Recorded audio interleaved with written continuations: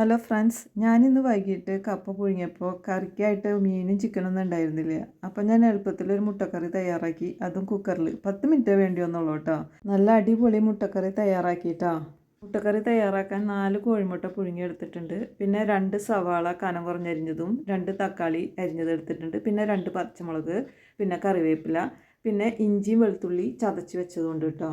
ഇനി കുക്കർ ചൂടാകുമ്പോൾ അതിലേക്ക് 2 സ്പൂൺ ഓയിൽ ഒഴിച്ച് അതിലേക്ക് 2 സ്പൂൺ മുളക് പൊടി, 2 സ്പൂൺ മല്ലിപ്പൊടി, 1 സ്പൂൺ മഞ്ഞൾപ്പൊടി ഒക്കെ ഇട്ട് നന്നായിട്ട് വഴറ്റിയതിന് ശേഷം ഇഞ്ചി വെളുത്തുള്ളി പേസ്റ്റ് ഇട്ട് കൊടുത്ത് ഇനി നന്നായി ഇളക്കിയതിന് ശേഷം അതിലേക്ക് പച്ചമുളക് ഇട്ട് കൊടുക്കാം.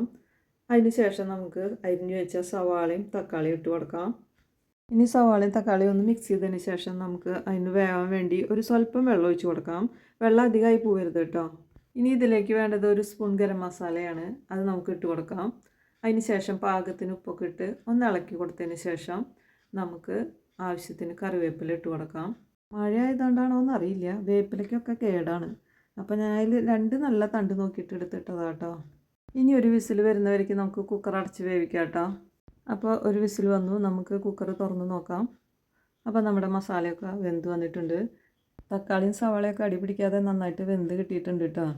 ഇനി ഇതിലേക്ക് നമ്മൾ പുഴുങ്ങി കട്ട് ചെയ്ത കോഴിമുട്ട ഓരോന്നായിട്ട് ഇട്ട് കൊടുക്കാം. യൂട്യൂബ് ചാനലിൽ നിന്ന് കിട്ടിയ റെസിപ്പി കേട്ടോ. എന്നാൽ അതൊന്ന് പരീക്ഷിച്ച് നോക്കാമെന്ന് ഞാനും വെച്ചു. എനിക്കിഷ്ടപ്പെട്ടു. എളുപ്പത്തിൽ നമുക്ക് 10 മിനിറ്റ് കൊണ്ട് തയ്യാറാക്കാൻ പറ്റിയ ഒരു കുക്കർ മുട്ടക്കറിയാണേ. വളരെ ടേസ്റ്റിയാണ്, അതേസമയം നമുക്ക് സമയലാഭമാണ്.